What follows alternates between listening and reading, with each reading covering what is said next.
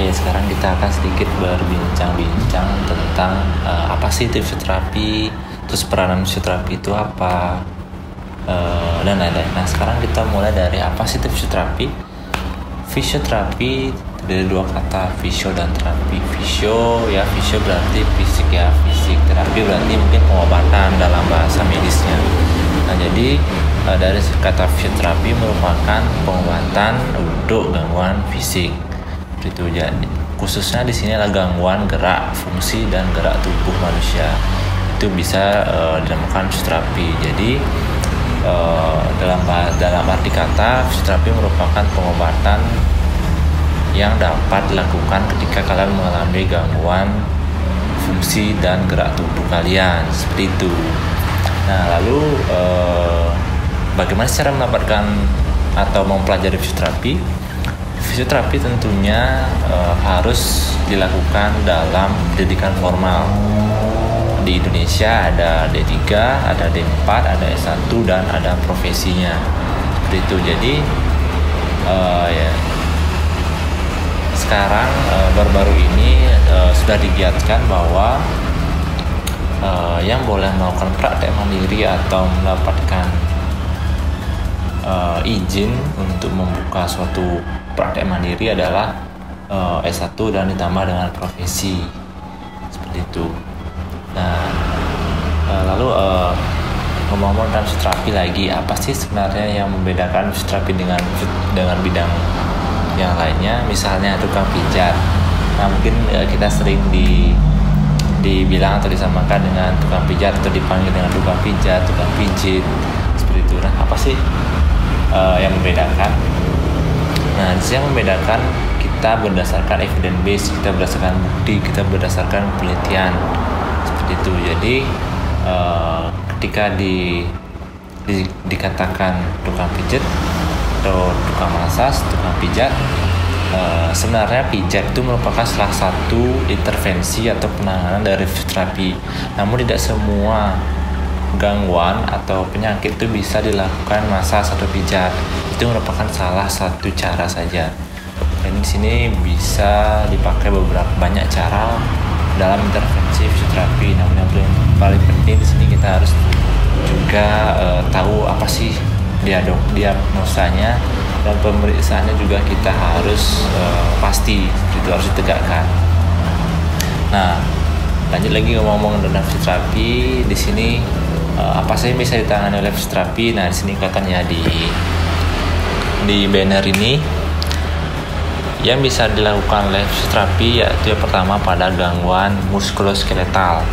Muskuloskeletal merupakan gangguan pada muskulus otot dan tulang. Salah satu contohnya patah tulang, cedera, seperti itu. Mungkin habis kecelakaan, habis jatuh, mungkin terjadi cedera pada ototnya, pada tulangnya, itu bisa di fisioterapi.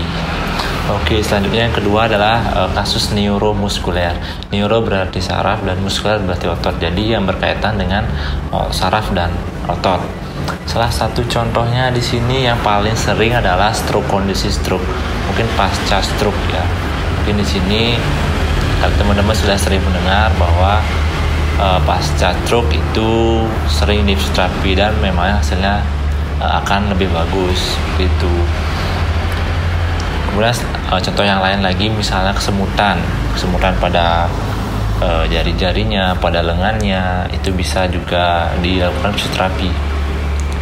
Kemudian yang ketiga adalah pediatri. Pediatri di sini adalah tumbuh kembang. Jadi gangguan apapun yang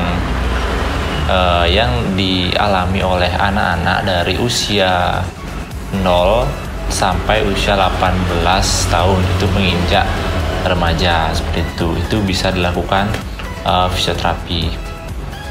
Mungkin kasus yang paling sering di sini ada cerebral palsy, ada Down syndrome, kemudian ada ADHD dan lain-lainnya, itu bisa dilakukan fisioterapi.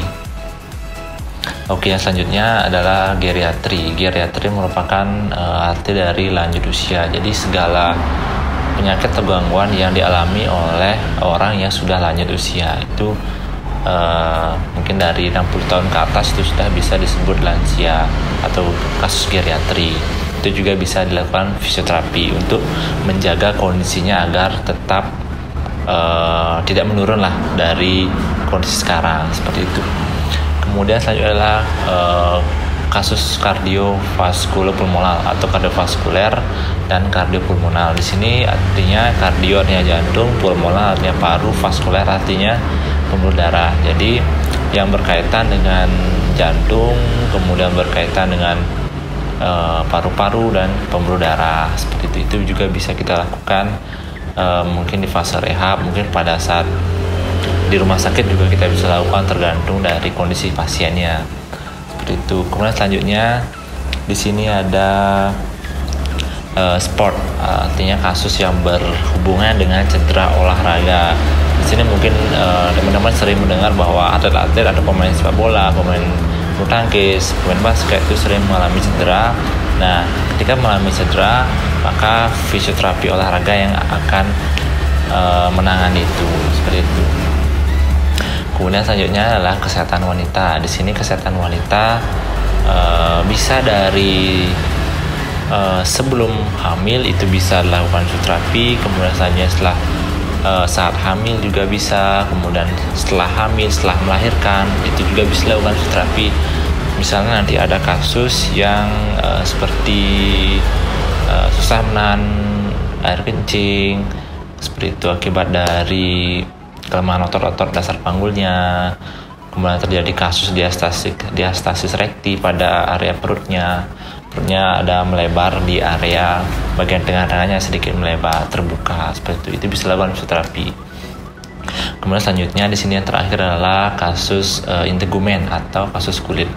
Di sini kasus kulit yang dimaksud adalah misalnya contohnya seperti luka bakar, seperti itu. Jadi rehab atau pemulihan dari pasca luka bakar itu bisa dilakukan oleh fisioterapi, seperti itu. Namun di sini di Bali masih belum terlalu banyak yang menjurus ke salah satu pengkhususan spesialisasi dari fisioterapi. Masih umum, namun semua fisioterapi pasti bisa melakukan seluruh penanganan dari kasus yang sudah saya sebutkan tadi, seperti itu. Mungkin itu sedikit penjelasan dari kita dari MyFisio tentang apa itu fisioterapi. Intinya fisioterapi menangani gangguan gerak dan fungsi tubuh kalian, seperti itu. Jadi ketika sudah mengalami gangguan dan mengakibatkan gangguan lagi pada gerak dan fungsi tubuh kalian, itu termasuk dalam bidang fisioterapi. Oke, berarti itu saja dulu dari kita MyFisio. Mungkin kita akan membahas selanjutnya mengenai kasus-kasus fisioterapi di next video. Oke, bye.